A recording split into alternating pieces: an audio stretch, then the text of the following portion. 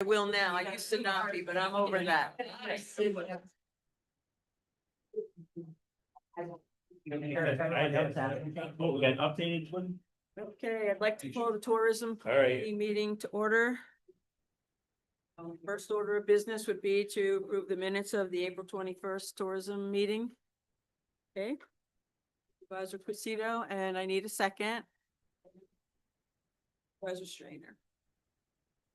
Any questions about the minutes? No? Okay, all in favor of approving them, say aye. Aye. Passes. Okay. Next, we'll open the meeting to privilege of the floor. Have Ethan here to speak.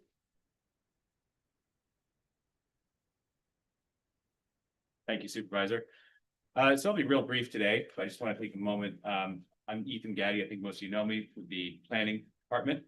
Normally report to the Economic Growth and Development Committee, but a recent initiative that we completed was the Outdoor Recreation Economy Strategic Plan. Did this over the course of 2 years. The thesis of this project was Warren County has this remarkable wealth of assets in outdoor recreation. How do we further leverage those for visitor attraction, visitor spending, as well as residential quality of life? All core components of a successful Warren County. So over the course of 2 years, worked with consultants, did a deep dive into existing conditions, worked with Heather's team, worked with our Parks and Rec department, worked with a lot of industry folks, a lot of public engagement. And we ended up with this really fantastic report. It's online right now. It's about 60 pages, and it outlines a strategy how Warren County can further leverage our outdoor recreation assets through investments, coordination, technical assistance, and management and stewardship, as well as a few high-profile capital projects. I bring this to your attention because while our Economic Growth and Development Committee is a bit siloed from the Tourism Committee, these two topics are completely interrelated. So I have a flyer with me. I don't know if I can hand it out, but I'd like to, Amanda. I can't. In any case, I will make this flyer available for anyone, but it does outline the Outdoor Recreation Economy Strategic Plan. I encourage you all to take a look at it. It certainly supports our tourism economy. It's 1/3 of our county's overall economy, and outdoor recreation is a massive part of that. In this plan, it includes some strategies as well as some investment opportunities that we have. How we can strategically deploy some county resources to go after state and federal grants, support things that increase the economy, as well as retain and attract new residents. So that's it for now. I'll leave this here, not for this committee to look at, but It's online, right? yeah. Yeah, so, and let me know again, please take a look online. We have a recorded webinar of it, as well as both the strategy and the research report. So if you have any questions at all about that, do not hesitate to reach out. You'll likely be hearing from my department as we talk about some of the grant opportunities that we will want to pursue this summer to support the outdoor rec economy. Thanks. Thank you.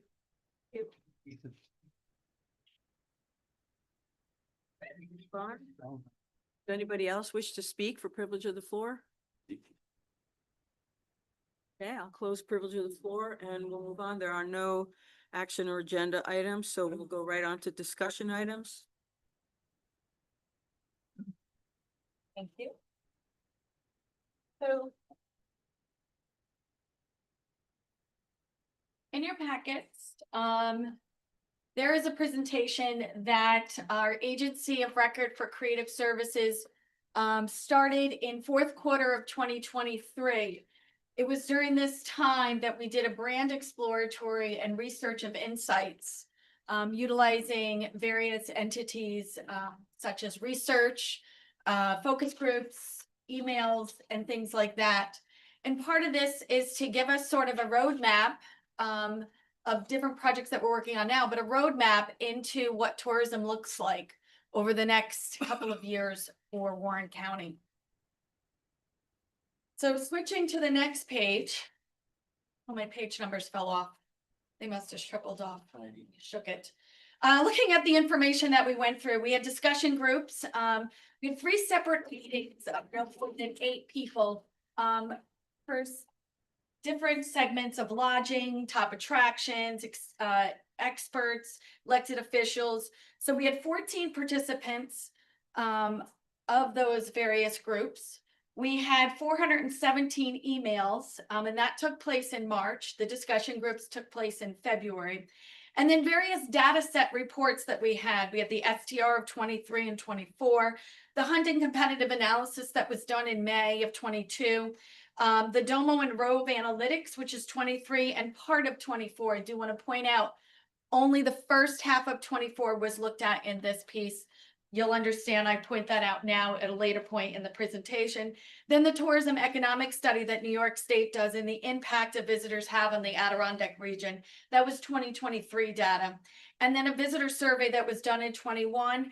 And then our recent travel guide request data and where they came from. So going into the presentation here, looking at the visitor surveys, our visitors are skewed older. 83% were over the age of 50, and this really mirrors 2021's survey. Looking at the next page, we look at a combination of the focus group and the visitor surveys. So household incomes were broad. So there's 42% making over 100,000. There's 44 making 50 to 100, and then 14 less than 50. And a focus group comment was some people can only afford to be in a tent and others can afford to stay in a castle. So we have to have diversity. So then on to the next page, we look at equal parts of working full-time and semi-retired and part-time. So equal full-time is 47%, retired is 41%, and so on. Again, this comes from the visitor survey sent out in March. Going on to the next page, we talk about how far or how long people are staying in our area. And these responses are in line with, again, the Hunden Strategic Partnership in 2022. That hospitality and attraction partners operate on an understanding that half are from New York City, with the travel guide request numbers are highest in New York City, followed by Philadelphia, Albany, Hartford, and Boston. There is no secret there. It is very in line with what we already know. Next page, we look at where they're coming, how they're coming by car. 409 respondents said they drove, 7 flew to the airport, the closest airport, and nobody took a train. And they're staying for a while. 45% stay 4 nights or more. 42% stayed 2 or 3 nights. Excuse me. And then most are staying in Lake George, looking at the next slide, followed by Queensbury, Bolton, and Glens Falls. Again, not a huge surprise there. Most stayed in more than one location during their visit. And again, that's the visitor source. Going on to the next slide, that more are staying half in hotels and motels. I will say this is very different now in what we saw in the full year of 24. The full year of 24 showed very different. A lot of them are staying in short-term rentals. So looking on to the next page, the focus groups assumed more Airbnb and VRBO stays than the survey indicated. Now, that was just a prelude because these surveys were done in January. They were probably most likely seeing some of those, done in February. They're probably most likely seeing some of what has been happening in the industry during January and the month of February. In one of the focus group members said, COVID accelerated the desire for wilderness experience and being connected with nature and brought an enormous wave of people up to the either populated the existing places they had access to or essentially buy into them. And many of those became Airbnbs because people were looking to mitigate the cost of them buying that place whenever they weren't there. Going on to the next slide, and when choosing the Lake George area, most of their trips were more than a quarter visitors looked at Lake George. So out of the 119 people, 119 people didn't consider another destination outside of Lake George. Those who did look at destinations with similar geographics. Top answers include Lake Placid, Vermont, Lake Champlain, Saratoga. Others, the Maine, Catskills, New Hampshire's, Poconos, the 80K towns, and Cape Cod. These respondents are in line again with the Hunden study that was done in 2022. Moving on is most visitors kind of plan their vacation ahead of time. We know that after the pandemic, people changed the way they traveled, they searched, they did their planning. And so really looked, so the top 74% looked up options ahead of time and decide it as they go. And Revolutionary Rail echoed this. She said, we've noticed from our booking trends that people are booking once they're already here. So then looking at to the next slide, when people arrive, they have questions like, what's nearby? What should we eat? Can I drink the water here? That's always a big question everybody asks. We have the cleanest, best water ever. Is there public transportation from the train? And most visitors have done some of their research, but a local perspective is really what they're looking for. They want to know what they need to discover that they haven't already discovered. And then, as we already know, looking on the next page, summer is the preferred time to visit. And so that is something that we continue to see throughout the studies. And then looking at some of the focus groups. So this next slide is a direct result of questions that were asked in the focus group. So families are the primary consumers of the Lake George area, but visitors vary by season. And spring, summer, this is business travelers, wedding, regional and local visitors, families on the weekends for our different events. Summers is families, the Americana summer family experience, spontaneous planning, and travel from far away. Fall is our senior and people without kids, our leaf peepers, our cultural travelers. Event focus, they tend to book it far in advance. They're probably the ones that tend to book far in advance because they're looking at those events. Families on the weekends for events, regional and local visitors. And then our winter, it's skiers, families, events, and weekenders.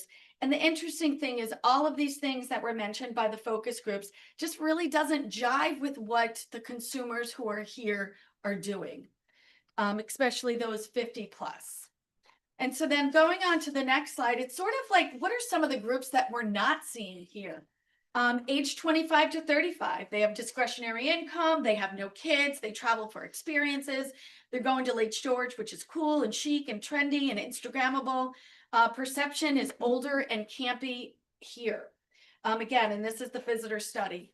International visitors, partners recognize it may be too early to see results of current efforts. Another thing that was brought up again during the visitor study, but also during the focus groups, was a draw of sportsman shows. I guess there's a draw of 200 people in Pennsylvania, but they aren't hosted in the Adirondacks, so feels like it's a missed opportunity. The Canadians, we really haven't seen a strong Canadian presence in years. And a lot of this could also do, which we earlier spoke about, which is the rate exchange. And then tour buses and moto coach, it used to be a big source of visitation, especially during the fall foliage. Many operators used to include Lake George on their routes and unfortunately don't now. And the focus groups participations mentioned specific efforts listed above to attract younger and international audiences are taking place. So looking at the next slide, where visitors are coming to Lake George, and these are the various things. I'm not going to go into detail, but really the focus group says events are a major draw in all seasons and attract a wide variety of ages and income and interests. That was with the focus group, but when we looked at the visitor study, one of the top things was outdoor adventure, family traditions, food and drink, and the overall vibe, just to give the top 4. Or 5, should I say 1, 2, 3, 4, 5? Yes, and easy to get to. Easy to get to is a really big piece of the trend in a lot of the consumer feedback. So then looking at the next slide, some attractions are creating their own draw. So we've got RevRail, and they brought in over 40 to 50,000 visitors across the county per year. They take visitor photos for free. They share albums, visitor social shares. They're forming relationships directly with international tour operators. Christine met with Netherlands to be featured as an attraction, adding an AI component to their website to serve out multiple languages. And they're looking to incorporate team building audiences and partners with others to draw. Thurman has also created their own identity around immersive agriculture, traditional Maple Days, the sugar houses welcoming visitors during the Maple Country, welcoming visitors to Maple Country. Farm tours with 13 stops, agritourism, including the Nettle Meadows Farm. And then the letterboxing trail, which is thrown together with very minimal funds, but exploded quickly. It draws people from out of town, but many locals enjoy doing it as well. You know, so then going on to the next slide, which we talk about some gems that remain hidden or unemphasized. And so these are some of the things that they're identifying, through the focus groups that could be some things we focus on. The region's food scene, it's improved, it's growing, especially in Glens Falls, especially with the Sudi Adirondack and the Culinary Center. The region is rich in cultural assets. We got museums, galleries, theaters, symphony, music theaters. So there's a wide range of world-class activities. And some of the comments in the focus group was, our trees look like everybody else's, but they don't have a premier arts museum like we do. An addendum for some that are coming from New York City or big cities with rich cultural, they won't be the draw, but it'll add an extra plus. So what that's saying is those from the cities want to see some cultural events that are happening. And both of these are important to year-round messaging too. So looking at building out that all season long 4-season destination. So again, some other things, visitors are traveling within the region, but not as much as they could. In the summer, we need to draw people out of Lake George into the rest of the region. In the winter, we need to encourage skiers to stay in Lake George. And an observation by a focus group member was downstate visitors who are used to long commutes and sitting in traffic perceive Warren County attractions outside of Lake George too far, but they're really only 15, 20 minutes. So they'll sit in that city traffic, but they won't make a ride up the road that's clear and beautiful. So describe the Lake George area. So that, again, this is the focus group and having these conversations with those that are here. Describe the area to someone who's never been here before. And it's everything. It's rustic Adirondack, it's memories, it's coconut oil by the pool, and it's a pristine lake. It's a place of wellness and respite, fresh air, clean water, arts, and self-care. It's the jewel of America. And it's the Northeast premier outdoor recreation and vacation area. And how does Lake George make people feel? Warm and fuzzy. Once you discover it, you're hooked. And you can go back and face the world with a little more inside of you. And then looking at the next slide, this is from a visitor perspective. And, you know, we all love these big words and beautiful, don't mean to use beautiful, but these big words. But what stands out is Lake George area is fun, beautiful, relaxing, friendly, family, scenic. So that's how it resonates with visitors in our visitor survey. And so again, asking the focus group in the next slide, what sets this region apart is the lake. And nobody has lakes like we do, and nobody has the lake that we have. And Lake George is one of the cleanest lakes in the world, spring fed. So all of the water is replaced every 7 years. Then moving on that same topic, with clean water draws visitors. It's not just an ecological accomplishment. People can relax when they know the water is fine to swim in boating and fishing. Protection of the land around Lake George preserves the wild mountain views from the water, not hillsides and shorelines from our homes. That will never change. And one of the focus group members said, anything that threatens the lake is a threat to our tourism. Without the clean lake, we're just another small upstate town area. And then next, with the variety of activities sets Lake George apart from the rest of the Adirondacks and other similar destinations. There aren't many places where there is so much to do in such a concentrated area. So again, we enjoyed our focus groups because they really had a lot to share, and it really resonated to what we're doing and where we're going. Lake George serves as a hub to all things. You can go camping, but not struggle to find supplies. You can get to the middle of nowhere pretty quickly, but you can get to the middle of everywhere just as quick. And if you go to any destination in the world and you look at their attractions, we have the same ones in Lake George.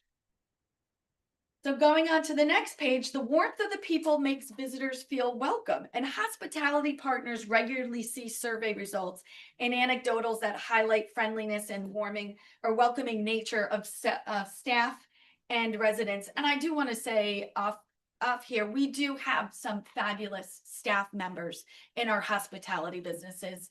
And I hear that from the outside, that we do have some very kind and considerate and welcoming communities. But some of the focus group says they get a smile, they get a thank you for coming. You don't get that in all parts of the US. And it's genuine hospitality. It's not my pleasure fabricated. It's a genuine, warm family feeling. And even as an employee of Warren County, I get that when I go into these establishments. Visitors have evolved over the past couple of decades. So then there were road trips from radius around Lake George. There's families, there's retirees. Then now there's more urban, younger, first time, recent repeat visitors, and an uptick of Southern Asian descents. And one of the things it says for demographics, you have to look at what's happening down in New York City and who has been disposable income in those regions. And you're probably going to see a demographic shift here from what was normal. So I just want to point out one of the things that you recognize that I heard a couple times in this survey is the disposable income and really hitting after that. And then also more second homeowners since COVID when people discovered and rediscovered the area and bought into here. Going on to today's visitors and where they're coming and why they're coming. So then they came for generations, nostalgic traditions, stay in the same place, do the same thing, comfort and familiarity, and almost exclusively summer. Now, some are first audience, but increasingly want a variety of options, experiences, outdoor Americana, modern amenities, Wi-Fi well kept, still summer, heavily, but more seasonal, and fall being our second top. And there is an overlap in the people who have come to Lake George and the people who are discovering it for the first time. A lot of them are saying it's easy access to the Adirondack experiences, that clean, pristine water and water-centric activities. It's escape from the city. It's plenty to see and do in the weather all year round. And it's only here attractions, the legendary draws are also the Instagrammable moments. So looking at the original vacation, the nostalgic message isn't really the way to go. While it might resonate with folks who come back generations and generations, they don't need to be convinced to come back. They're already coming back. The nostalgia audience is aging out and are having fewer kids to pass it on to. The message doesn't appeal to first timers or those new families within the area, and that's where the growth potential lies. And one of our focus group members says, I think the nostalgia it's wonderful, it's sentimental, but is very limiting. And that was just within regards to the original vacation comment. So moving on to the next slide, it says, marketing aside, the Lake George area keeps people coming back. 80% have been here more than 4 times. So we have a dedicated audience here. And they plan to visit again. This shows the next slide. That 260, which is 62%, definitely will visit the Lake George area again. And then moving on to the next slide, regional partners are optimistic about the future of the region, but they have some concerns. Lack of lodging on the heels of planned development in North Creek and Johnsburg. How are we getting ready as a county and North Creek for 2026 when the new zip coaster coming is projected to bring another 40,000 people to North Creek, on average of 200 people a day from May through October. And this is a quote from the focus group, we do have development coming into Johnsburg, and there is an active call for more traditional lodging up here. But for now, we look to Sagamore, Fort William Henry, and even the Q, the Queensberry, and all places in Lake George to house those people because there's really nowhere for them to stay anywhere in the northern part of the county. Looking at increased collaboration amongst the partners could improve the visitor experience and the economic impact. And again, some of these are comments from the focus group. To some degree, we're in bed together because of artificial geographic boundaries. And there's something about that divide where the mountains begin. The northern part of the country is really separated. I think more businesses, communication, collaboration, discussion, integration would be also strengthening us in a total economy. That we have heard in our 2040 plan many times. We're deeply contemplative about the relationship between Lake George and the northern parts of the country. We need each other and we need to be doing more together to be reciprocal and integrated for that kind of seamless. Let's get them for the whole weekend and not let them go anywhere experience. One suggestion on the simpler side that came up repeatedly was a better system for sharing assets like photography and video, a library that partners could access, use, and share. Again, some repeating themes that we heard in our 2040 plan. I'm almost done here, but I promise you, this is such great information. I'm excited that we did this study. So local stakeholders want to lean more into this four-season mentality and market it better. Solving the winter problem is kind of what they called it. If we could solve the winter problem, maybe redirect a bed tax and resources, more events, more attractions, more things open in the winter and help this area become year round, that would be a big plug. Let's get rid of the term shoulder seasons and boost all year round. And year round visitation has a chicken and an egg implications, excuse me. It is the age old problem here that some business owners don't believe it's in their interest to stay open in October, November, and December. Because they don't stay open, visitors don't come. This has implications for staffing, steady employment, and opportunities. And then going on to the next slide, events are seen as an essential part of drawing visitors in all season, as we all are very much aware. Increased emphasis on events. This was a universal topic in every focus group. We need serious year-round events with serious marketing money behind them. November, December, January. Challenges are the hours needed to host big events, successful events, and in these groups, options, how county money is allocated for support. And so the last couple of slides in here talk about the marketing. And I agree with this. Ads are not catching attention. As a whole, and not just Warren County, campaign creatives are coming out of the region lacking luster. My takeaway personally on this is we need to have a consistent voice. We need to represent us as a great place to be in an exciting, eye-catching, and very out of the box way of promoting ourselves and all the assets we have.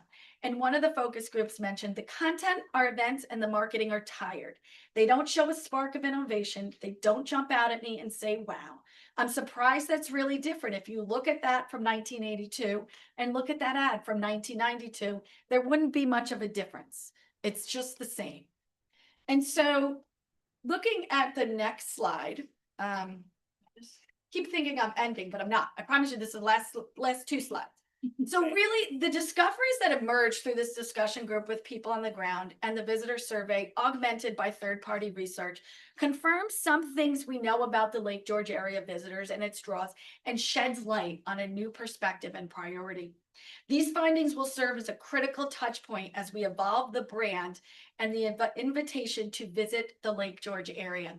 So from this study, we tasked the agency to develop a brand positioning statement for us as the first part of reinventing ourselves in the Lake George area.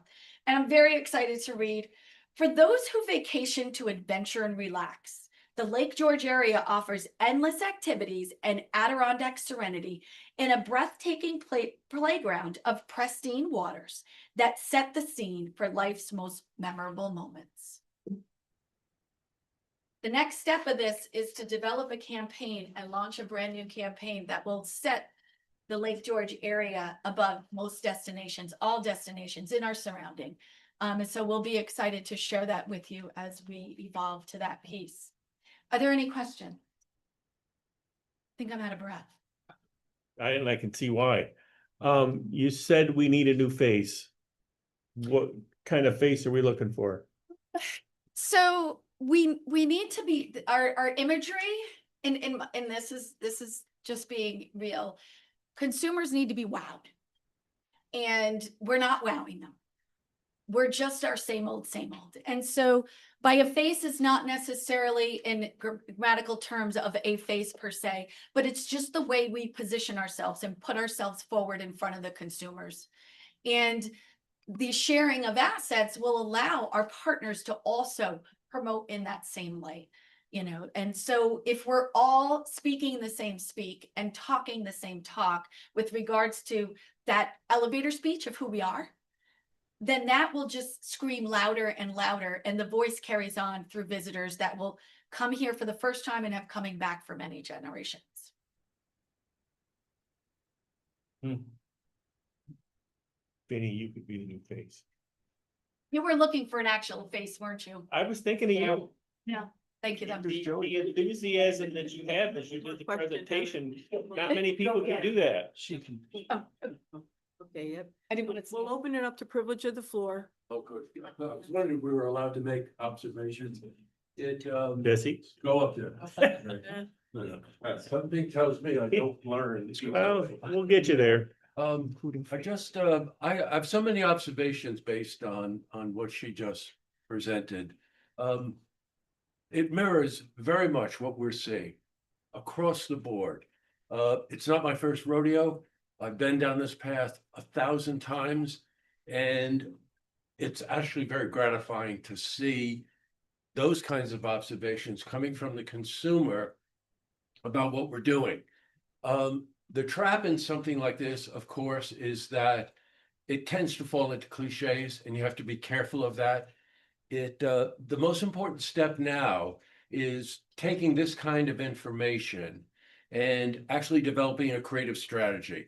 That statement they made at the end is nice. That statement you might be able to say for a number of areas around our country. The most important thing now would be to develop a creative strategy that really feeds off that information in a creative way and an exciting way. And I guess I thought that was a great effort, and I really do look forward to seeing what they come up with. I mean, we are a small part of this puzzle, but we're a valuable part of this puzzle, meaning like George.tv. And I don't mean to, it's not about us. It's just that whatever that language is that Heather was just saying that we use across the board is going to be very, very important. These are all assets, marketing assets that convince a consumer whether or not to visit us or to visit someone else. And the last thing I'd say to Heather and to Paul is that any role that we can play in being a fly on the wall or sitting in a round table about creative ideas and whatever, we're doing it all the time. And I think it'd be important to collaborate on something like this. So, thanks. Thank you. Does anybody else wish to speak for privilege of the floor? And then we'll move on to a motion to adjourn. Well, how about the committee? Paul, you could speak too. Okay. What I learned today, the Architects Committee and the Tourism Committee, with Ed and Jesse and Heather in the Tourism Department. Absolutely right on. I thought this was great. Thank you. We're having a meeting with stakeholders on June 4th. It's not gonna be, I think we gotta make it clear, it's not gonna be a gripe session. It's gonna be a look forward, moving forward, to betterment of all. And a lot of what I just heard today, I think we need to bring that to the surface, what Sam talked about, what you talked about. Because I think that'll be helpful for everybody. I just thought today was great. I'm glad I was here. Good. Thank you. And thanks for bringing up June 4th. Yeah. Did you want to make an announcement? Yes, so June 4th, thank you. What was the time again? 10 a.m. 10 a.m. We are having where tourism is going to go in the future kind of discussion. And it's an opportunity for businesses to bring forth some ideas and some collaboration to really enhance who we are as a destination and what we can do better in all various targets of who we're trying to reach. So John, I want to thank you for bringing this idea forward. And while I was out, Paul, for championing it through and getting people involved, because we've got some great feedback. So thank you. Yeah.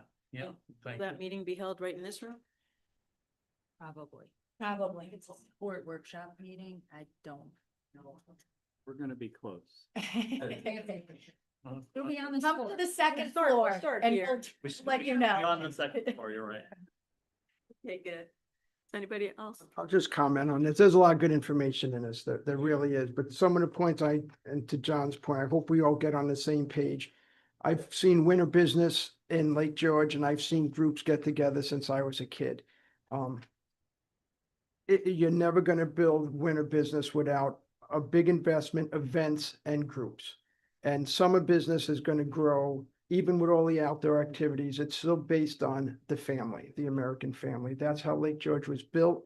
I know sometimes we try to drift away from that a little bit. It was built on the family, and even this report says, families want to come back. Yes. And we need reasons for families to come back, amusements and whatnot. Even though vacations are shrinking, booking windows are shrinking, family sizes are shrinking, it's still the core of who we are. But I just wanted to point that out, and I hope we all take a chance to read this. Supervisor Stroud. Yes, we want families. But we want millennials, we want. We do, Gen X, we want the absolutely Z, do. And We want them all. we want them all. We do, 100%. I'll speak again. What John said is right. We want them all. I'm all for it. But don't forget how it was built while we get them all. We want them all. We do, John. We absolutely do. Okay, are we ready now? Motion to adjourn? Supervisor Stroud. And Supervisor Schrader. Thank you for bringing that up. Yeah. Thank you. That was